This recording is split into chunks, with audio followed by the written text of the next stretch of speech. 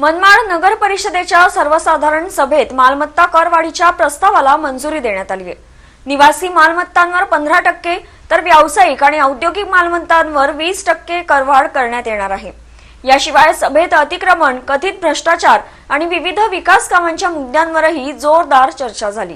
मनमाड नगर परिषदेची सर्वसाधारण सभा नगराध्यक्ष योगेश पाटील यांच्या अध्यक्षतेखाली पार पडली असून सभेत शहरातील मालमत्ता कर वाढीचा महत्त्वाचा निर्णय घेण्यात आला आहे। निवासी मालमत्तांवरती 15% तर व्यावसायिक आणि औद्योगिक मालमत्तांवरती 20% करवाढ लागू करण्यास मंजुरी देण्यात आली आहे। सभेदरम्यान अतिक्रमण कारवाईतील पक्षपातीपणा आणि नोकर भरतीतील कथित गैरव्यवहारांचे मुद्देही उपस्थित करण्यात आले आहेत। मुख्याधिकारी शेषराव चौधरी यांनी ऑगस्ट महिन्यात निपक्षपाती अतिक्रमण मोहीम राबविण्याचे आश्वासन दिले। तसेच शहरातील विविध विकास कामे, नवीन व्यापारी संकुल उभारणी आणि मटन मार्केटमधील हॉलला माजी राष्ट्रपती डॉक्टर APJ अब्दुल कलाम यांचे नाव देण्यास मंजुरी देण्यात आली आहे। सभेत एकूण 23 ठरावांना हिरवा कंदील देण्यात आला आहे।